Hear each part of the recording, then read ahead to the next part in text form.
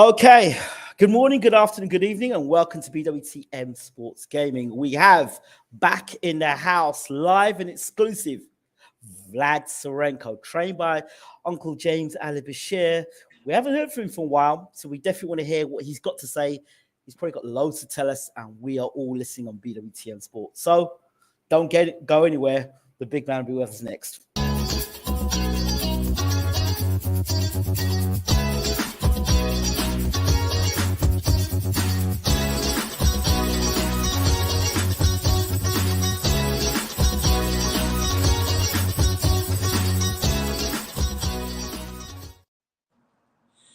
Okay, in the house we have VLAD SIRENKO, unbeaten, 19-0, ranked in in the top 15 with all governing bodies, I believe so. Highly well ranked, and trained by Uncle James Ali-Bashir in the house, live and exclusive. I'll take my face off the camera, and it's all over to you. Vlad, how you doing? Hello, everyone. I'm doing good. How are you? Oh, good. I'm good. So, Vlad, we just finished watching the World Cup. So, your thoughts? Oh, wow, it was amazing. I really enjoyed. I didn't see that kind of game long time, especially in the final. It was 2-0. Then it's become 2-2, 3-2, 3-3, and penalty shots. It was unforgettable. It is. Tell you something. It always felt like if that cup it just had Messi's name on the cup. Regardless of what's going to happen, I don't care if Mbappe scores 4 goals. It doesn't matter. Messi's winning this World Cup. That's what it seemed like. Yeah. He's great. He's a great talent. He's a great guy. He showed a lot what he can do in the sport of football. So he deserved it, you know. Fantastic. It's a big thing. Absolutely. So now he's the greatest player of all time. He's won the World Cup. He did that. He's done everything now, hasn't he? Apart from win the Champions League with PSG. He's just got to do that with PSG now. We'll see. It will be very interesting. But you know, for me, if it will be Portugal against Argentina in the final, it will be something special because it will be Ronaldo against Messi. But it didn't happen. No, Morocco did something incredible. Absolutely. What a World Cup. What a World Cup to remember. England, once again, they're going home. England's going home. Yeah. A lot. I never was thinking Morocco can go that far. Even Croatia getting a 3rd place. It's like, wow. It's a big thing. It tells you how there's so much development in the world and things are changing in the world, Yeah, of course, definitely it is. Maybe one day Ukraine will win the World Cup. What do you think? I hope so. Yeah, we have so many talented guys, and I'm pretty sure we can do good. European Championships, World Championships, we can do good. I hope one day we will be at least in the final. Fantastic. Okay, so let's stop talking about football and let's talk about the man in the house, VLAD SIRENKO. So, Vlad, how have you been? Obviously, the first thing I would ask you, how are you? Because we're in the middle of a war. So, what's been going on with VLAD SIRENKO? I'm all right. I'm good. My family is safe and good as well. It's very tough time for all Ukrainians, for everyone. It's tough time. But we're going through. We can handle it. We will be good. I'm pretty sure because we are on the bright side of all of this situation, and everything is good. Everything is good. What were the changes that you had to make? Obviously, I think you fought RUDENKO. Was that during the COVID time you fought RUDENKO, just after COVID? I'm not quite sure now looking back. It was like 1 year ago, and I wasn't busy 1 year. And after that fight, I decided to take a rest for some time, and I came here to United States just for vacation, and on my way back home, war started, so I didn't have a chance to come back home. And I was spending some time in the different countries in Europe, in Turkey. So I wasn't training, I wasn't volunteering, I was doing a lot of things, and I was working on my papers for United States, so I can come here and I can continue my career here. So, So go ahead. this what has happened, I'm here Okay. now. So it's well documented. The Klitschko's have been involved in the war. Usyk was out there. Lomachenko was out there. Was there any point in time that you ever felt that you were gonna kind of jump out there and get involved yourself, or was it a case of no, I'm where I am. I'm gonna stay where I am and make sure my family are safe? How was it for you? Of course, I have an idea to go and do something more active, to take a part of army or whatever.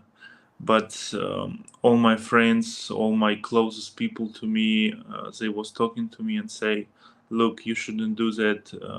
Best way how you can support our country, this it's to be a sportsman, to go in the ring, do fights, and bring up our flag higher as possible." So this is what I'm busy with now. So how did you feel of seeing those guys out there, if not on the front line, involved in what was going on in the country? Did you feel did any form of guilt come upon you? Like, well, those guys are out there and I'm not out there. And because at one point, Lomachenko I heard he was on an island or he was on a holiday, and then he came back because, of what was going on. And it kind of, they were saying, I don't know how true it was, that it didn't look good for him to be out there on holiday while his country was at war. So how was that for you? Doesn't matter what you do, and you always will feel bad. And like me, I'm feeling I can do something else. I can do more. I can do more. I can do more. But it's a very tough time, and I don't know what we can do about it. I'm doing maximum what I can to help and support. I understand. I understand that. So let's move on a little bit. Uh, Alexander USYK, a man that you know fairly well, your countryman, back-to-back wins against Anthony Joshua. Your thoughts on that whole situation and his fight against Derek Chisora? Because it's been a while since we spoke. Oh yeah, oh yeah. It was good fights, but I wasn't expecting him to win the first one. I was thinking AJ can do more than he did. But all of us see what's happened. Usyk got a win on the first one and the second one. So he did a great job. And against Chisora, first couple of rounds was like really nervous, because Chisora was very active, was landing some shots, but after that he slowed down and Usyk just like beat him up, I think. Second Yeah, I half, mean, second definitely. half of the fight, he hurt him pretty badly. I think it was about 7 or 8 rounds he hurt Chisora, but it didn't seem like he had the gas to kind of push on and force a stoppage. He seemed like he was just quite happy to get to the end of the fight and win the fight at the end. But it seemed to me that he was tiring in that fight against Chisora. I don't know, but I remember that the ring was very small, Small, yes.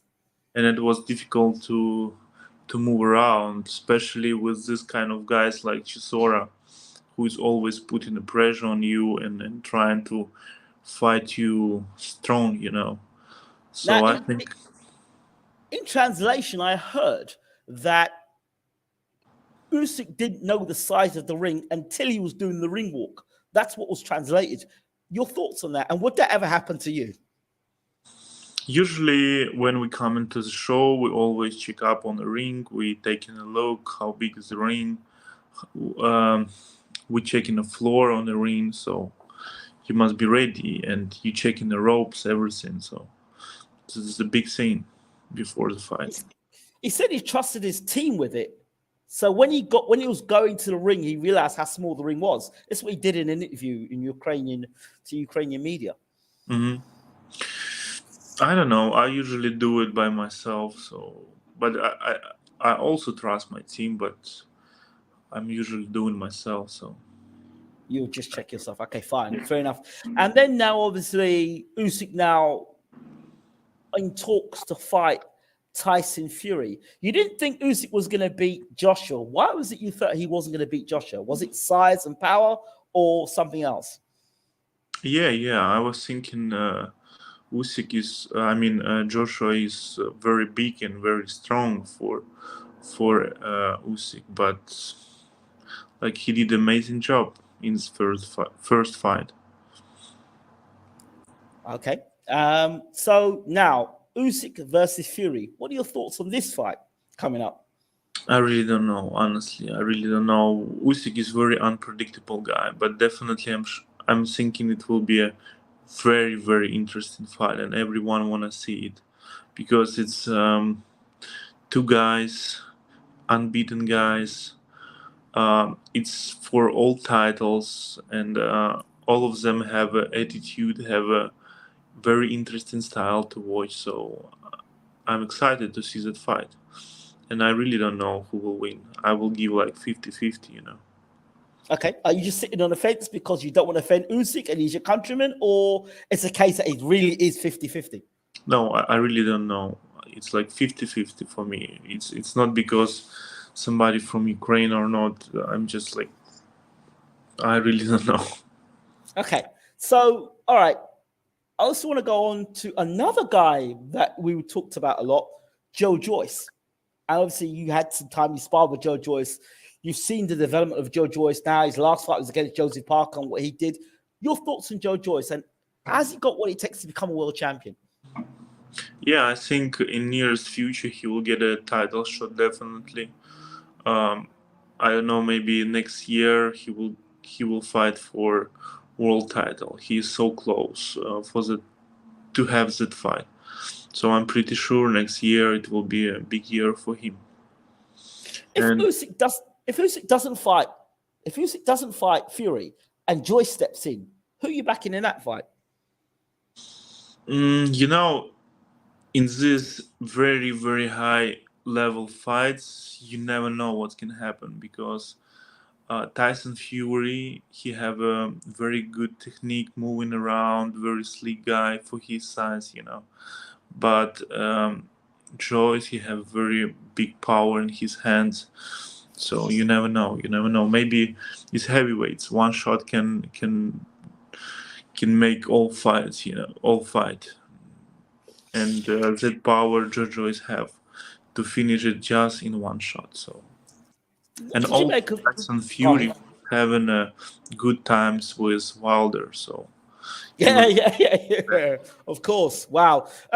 What did you make of Usyk's face-to-face with Fury, and then saying when he was fighting Chisora, it's just a sparring session? Honestly, Chisora is a great fighter, but we understand he's not young anymore, and he's like going down. And I think Tyson Fury made that fight, especially because he was training, he was ready to fight, and he was pushing Usyk to fight him, you know, after Usyk fight. But in my thinking, it's not fair because you cannot jump from a one tough fight to another tough fight so quick. So this is why it's not happened. But for Tyson Fury, he must go on. He must do a fight, and he chooses like a safe opponent like Derek Chisora, and he win it. So you didn't think much. It can be like a sparring for him. Okay, fair enough. So we've talked one other guy, Daniel Dubois. Now the reason why I bring up Daniel Dubois is threefold. You talked about Daniel Dubois, you sparred Daniel Dubois, and Uncle Bashir, the last time I spoke to him, says, we want the Daniel Dubois fight. Subsequently, Daniel Dubois got dropped 3 times in the first round against Kevin Layrea, who had come from, I think, cruiserweight, and he dropped him 3 times, and then, strangely enough, just sat back in the second round, and then let Daniel drop him, and then got stopped. Has your thoughts changed, or... Yeah, I saw this fight. I know both guys. I sparred with both guys, with Kevin as well, and with Daniel as well. Kevin is a very athletic guy, very strong guy he was in cruiserweight and he moved up to heavyweights. So I don't know what is his weight, but he's a strong guy, that's for sure. And Daniel is very powerful guy, have the dynamite in his hands, But I was very surprised about first when Layrea dropped him. He catch him with a good shot, and I think Daniel hurt his leg, and he cannot move. And another knockdowns, it's because of his leg. Something happened, and I read it. His coach said he was injured. So this was happened. But for me, it was very strange why Kevin didn't try to push up more. Because you have a hurt guy next to you and you just following him around for a long time, don't trying to finish him. It was like surprising for me. Very, very surprised. Very odd. Very, very odd. Does that make you want to fight Daniel Dubois anymore because you've seen that? And when Uncle Bashir will say, "Look, we want this fight with Dubois," how do you feel about it? Of course, in the future, I would like to challenge big guys, big names. But for now, my priority is just to get back in the ring, because for me it was a very, very tough time this year. So I'm hoping I can get back to my routines, to continue my career and get a fight as soon as possible. So and So next. I heard some story. Go ahead. Yeah, you can talk. I finish. I heard a story. No, not Uncle Bashir told me that there was two potential avenues for you, which sounded really exciting. One of the avenues was for you to go top rank, and the other avenue was for you to go with Al Heyman. Now, one of the avenues was that you would have to spar Jared Anderson. I think it was for top rank, and then like the other avenue was through PBC, something like, I don't know, but it's basically you had to go and spar with these guys. And then I heard subsequently you were sparring with Frank Sanchez. Talk to me about this, because I rate him highly. Yeah, I when I was here in January, we was meeting with like different people in boxing. We have a different conversation, and I wasn't expecting that I will come to America so quick. I was having plans back in Ukraine, but tough time changed everything. So we have what we have now. I'm here, and I have signed a contract with the manager here, and I'm working with him, and we have a good relationship. I trust him, so he promised me good fights, and I hope it will happen in years future. And when I come here, I have opportunity to spar with Frank Sanchez before his fight, so it was great experience for me. He's a tough guy as well, very educated like a boxer, and it was exciting and very good sparring. So is he the goods, Frank Sanchez? Yeah, he has that Cuban style, it's kind of a different, very good movement, good head movement, very sleepy guy, like moving a lot, and good combinations, good power, very exciting fighter. It's very nice to watch him. So you've sparred with Usyk and then working with Sanchez, both southpaws now. Can you compare the styles and contrast?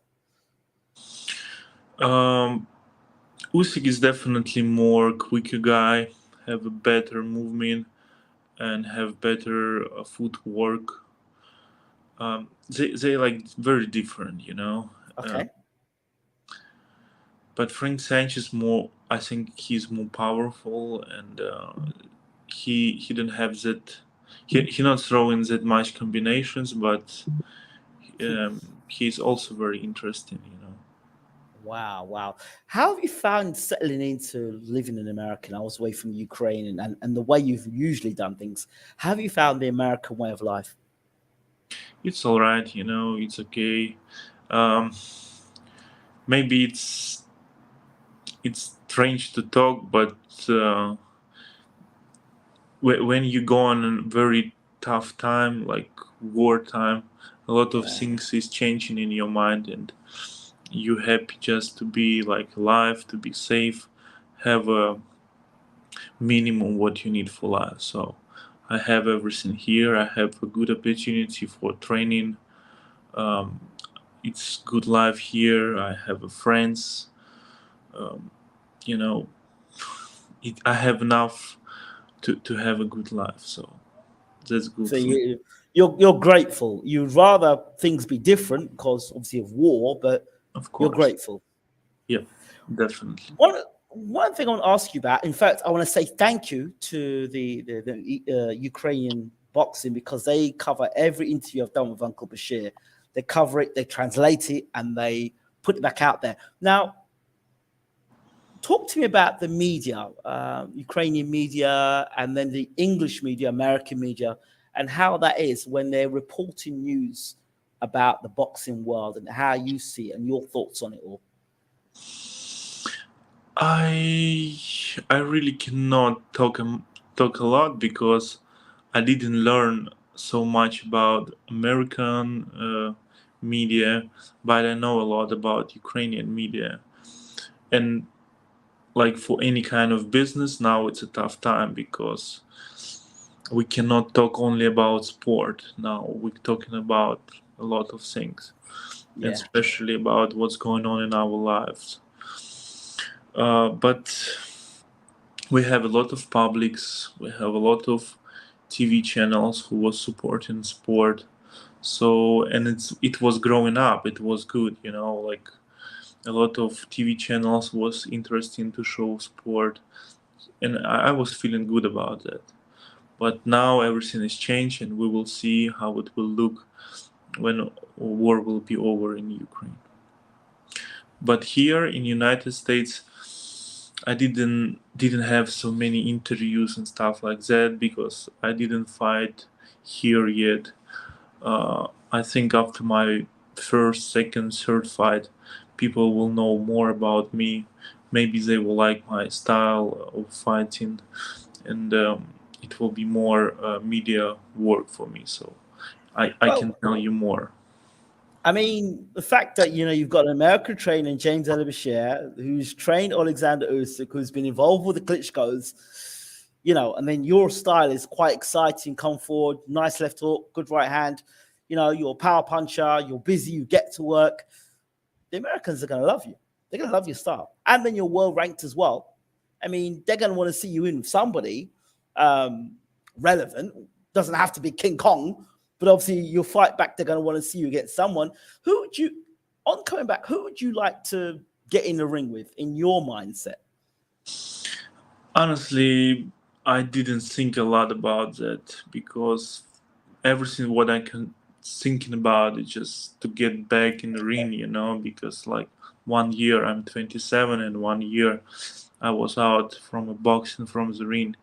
It's very tough for me. It's feeling like I need to start everything like from the beginning, and I just wanna get back to the ring, start getting that feeling again.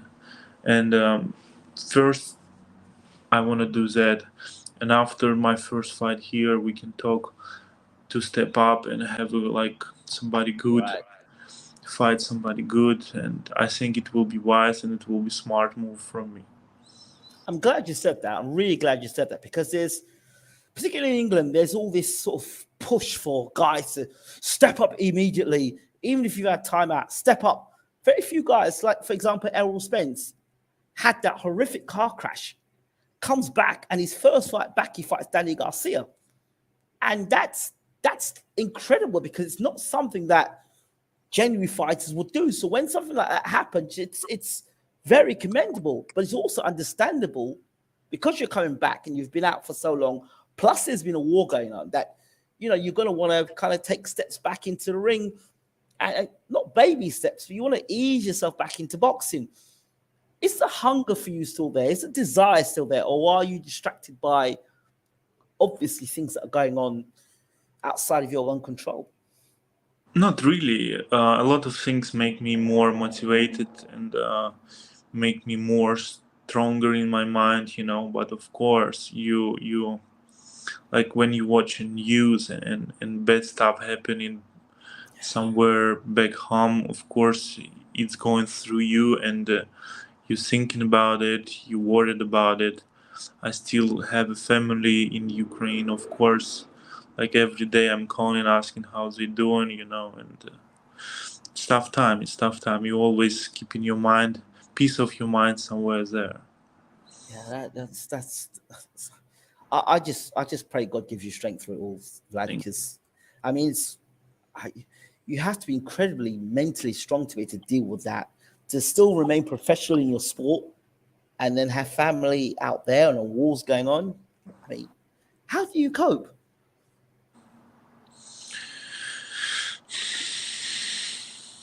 I don't know what to say. Um, I don't But know. do you think it makes you? Do you think it's going to make you a better fighter?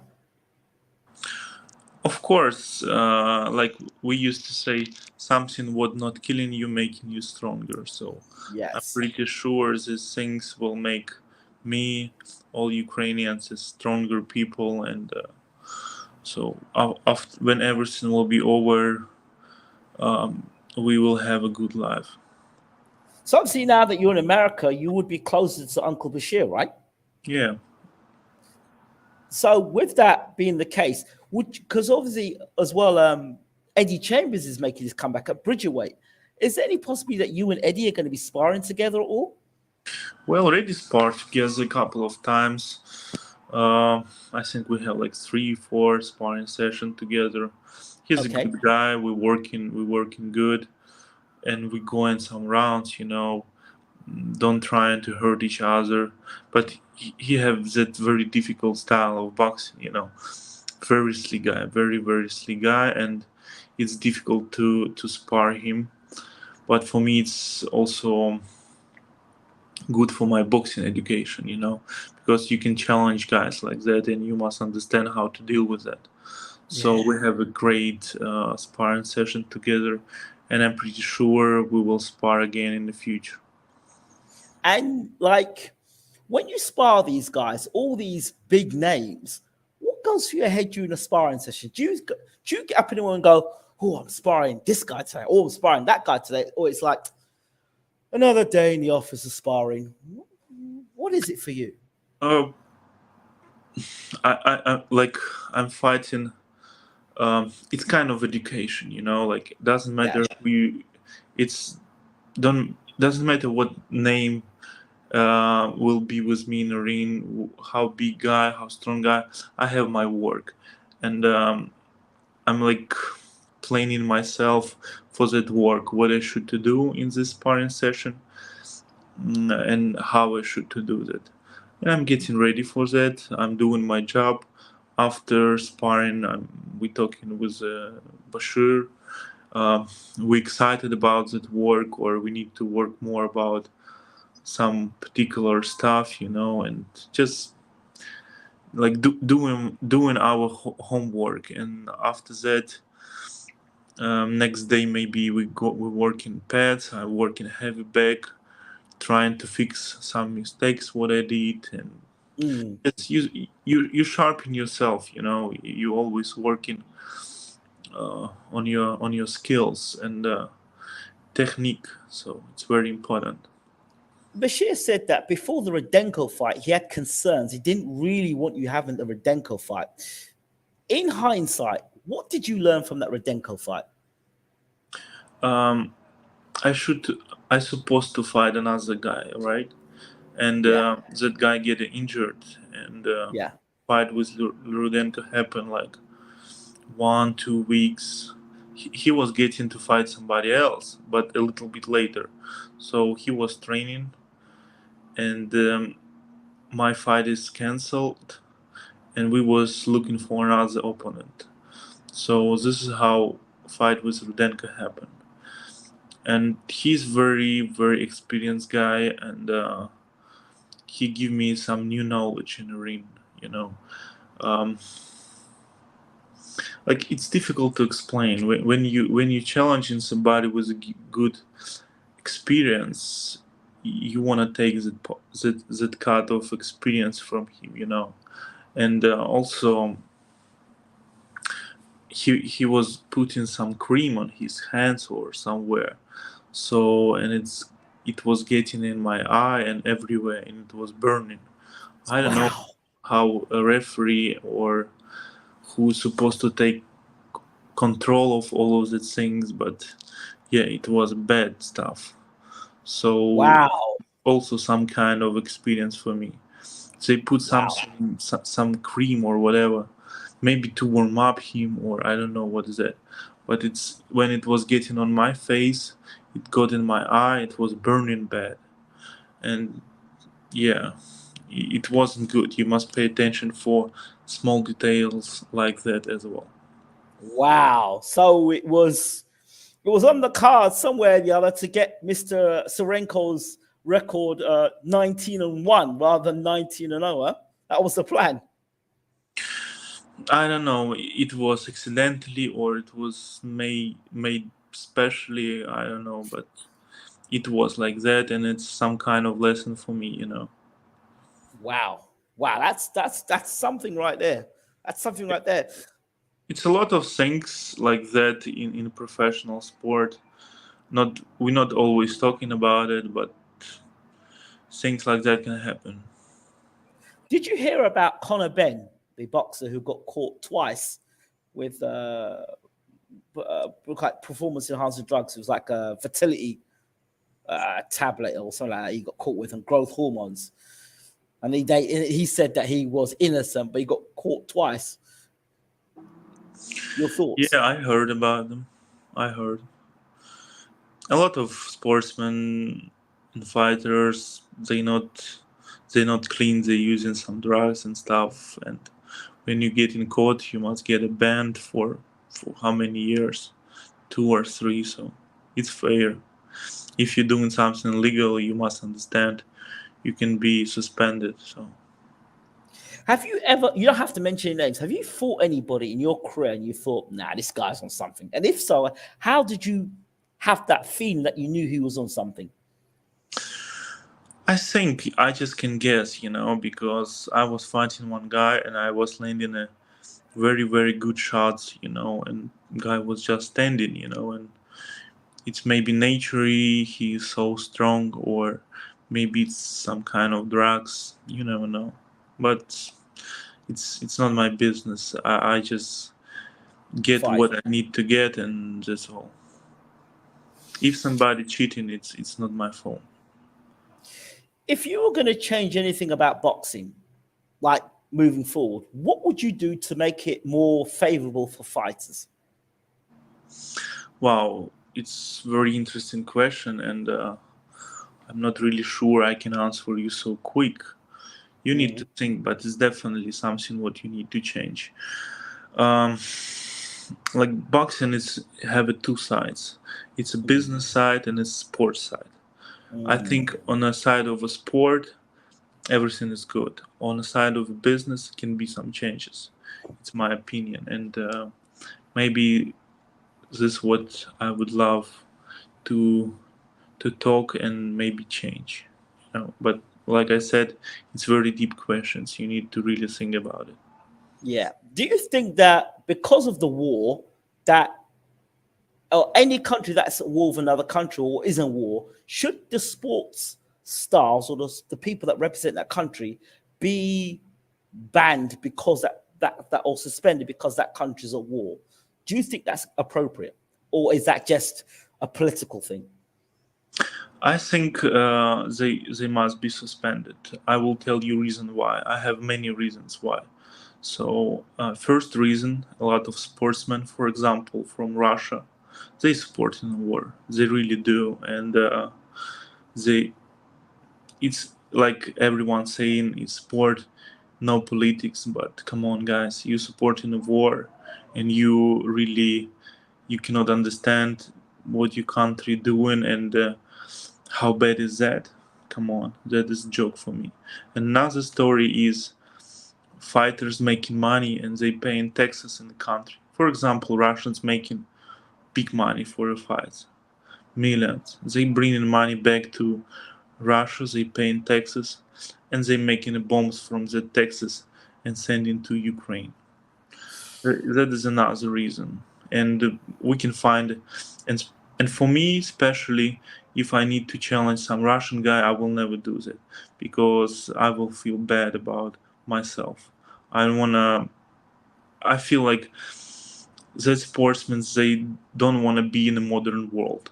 For example, you bring somebody from Africa, very deep Africa, from like where they still eating human beings or something like that, and you will bring them to the modern world. It will be all right? I don't think so. No, I The understand what you're saying.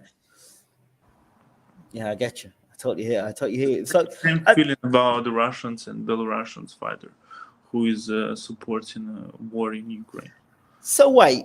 I know you sparred with Poevtkin, right? There was a time you sparred with Poevtkin, and at Yes. that time there was tension between Ukraine and Russia, but it wasn't as obviously you weren't at war, but you two were sparring, and it was like I remember Uncle Bashir talking about, and I think you mentioned that as well. That it was about the sport and being professional, and that was a good thing to see both of you sparring. But obviously now there's this war, and of course Povetkin's been talking quite strongly about backing what's going on in Russia. How does that now affect your relationship with him or any other sports stars that are Russian that you may have had a good relationship with before? Honestly, if we go back in that time, um, I didn't have that much information about all of the situation. I didn't have that feeling about all of that war, what's going on. I didn't really think right. It was my mistake. It was my fault.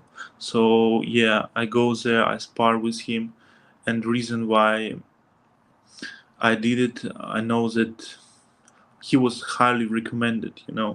Like Yeah.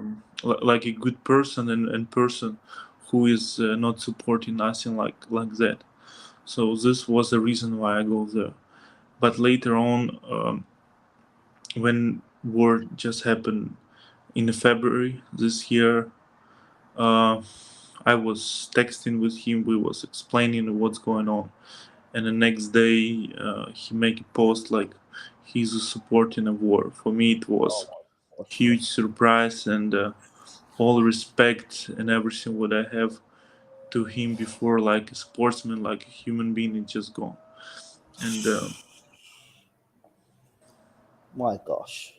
yeah, I mean, can you imagine? I mean, like you say now it was a mistake you sparring with him, but I thought at the time when I looked at it, I thought, wow, this is amazing.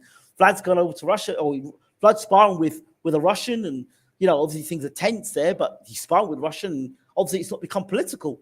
But obviously now you go back and say, look, it was a mistake, I did that, and then subsequently what Povetkin's gone and done is almost horrendous. way how he was talking, he was giving a lot of support for Ukrainians and stuff, and I was thinking, um, he's okay, but he show up later on. What is his real thinking about all of that? So it was big surprise for me. Have I you didn't had to expect. have you had to distance yourself from other people since this war because of Of the war? course, a lot of people show real faces. So and it's like I don't have a feeling to talk to these people anymore, and you can do nothing about it. That's all. So when the war is over, will it be like COVID and like, oh well, it's over now. We're gonna try and get on with it. How's that gonna be post-war relationships, boxing, all that stuff? How's that gonna work? How's that gonna be, Vlad? I don't know, but like I said before, for all of the people, I have a bad feeling, and I don't really want to communicate with nobody like that. And you will never ever change that feeling. Everything what's happening in my country, it will stay with me forever, and you cannot get over that feeling. And all people who was supporting it and who was like staying quiet about it, who really show a real face, I will never ever want to talk to and have any deals with. So. Wow. Wow. Wow. Wow. Wow. So, is there any message before we close? Is there any message you want to say out there to your people, to the boxing world? And obviously, we want to see you back fighting again. So, is there anything you want to say as we close off this interview? Yes, of course. I want to say thank you so much for everyone who supporting us and who giving us some help, who praying for us. We really appreciate it and we really need it. And everyone have a Merry Christmas. Enjoy your life. Be safe and be good. Vlad, thank you for taking the time to open up, to talk about what's going on in your life, not just in boxing, but the world around. And I pray for a better 2023 for you, that you move up those rankings and you become that guy that's in the top 10 and then the top 5 and then challenging for a world title step by step. We will work hard for that. Thank you so much. Absolutely. And God bless you and your family. And we wish you the very best for 2023. Vlad Sirenko, thanks again. Thank you. Thank you. Okay, so this is here. Okay. So there you have it there. Vlad Sirenko, 19-0, giving us his insight and his thoughts on the world of boxing, his life as a Ukrainian, and his thoughts on the world around. We pray and we give him all the strength in the world, that he can come through all the challenges and he can go on to become that world heavyweight champion in 2023, 2024, 2025, whenever. Thank you so much, Vlad Sirenko. And thank you all for watching BWTM Sports Gaming. Thank you. Good night.